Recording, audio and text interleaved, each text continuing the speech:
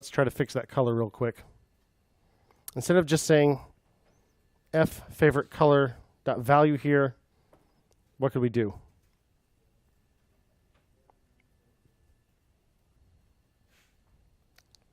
We have render color up here. That'll return the div. So what if we call that here render color? That'll return the div. Now what do we expect to happen then? It'll say something like HTML div object, HTML div, something like that. It won't be helpful.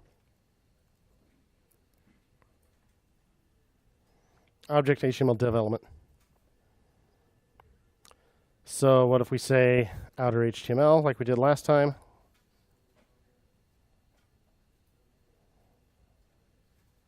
Then it'll spit out the div as text, because inside render list item, whatever the value is, we're adding it as text content. So we could change this to inner HTML. And although we're trying to stay away from that, that gets us where we're trying to go for right now. So we have our color div back. So when we're building this data object that we're passing around, we get the outer HTML of the div instead of just the color. And when we're building the list items, oh, there it is. We build this string and then we set that to the inner HTML instead of just the text content of each individual list item. If we wanted to go to a little more trouble, we could try to figure out whether it is a div or something and append it instead of setting inner HTML. But we're not going to do that right now. Questions about this?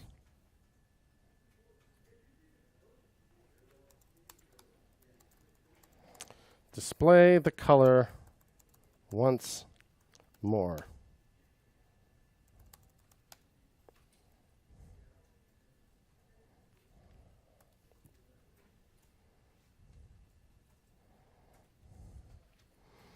Now, there's something I haven't talked about in the afternoon that I remembered to talk about in the morning yesterday, I think. I promised you semicolons, right? In that very first presentation, I said this is a curly braces and semicolons language. Where the heck are the semicolons? Okay. Who was wondering? All right. I have answers for you, Just John. They've always been optional.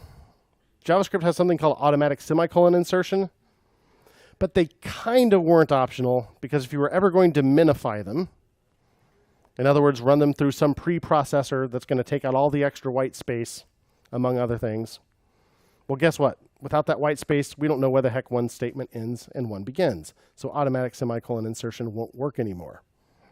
But these days, the tools that do the minifying or the minification are smart enough to figure out that it needs to do automatic semicolon insertion before it shrinks it down. So these days, it's safe to leave them out, and so people often do. This will vary from team to team. The team you work on may still use semicolons, in which case, don't fight it, just use them. But especially in the React world, I very rarely see them. You kind of rarely see them in ES6 period, but especially in React, I feel like. So we're not going to use them in this class. So that's why I haven't been doing it. They're optional. They kind of always have been, but now they're really optional. So you're not losing your mind. I'm not forgetting them. I'm leaving them out on purpose.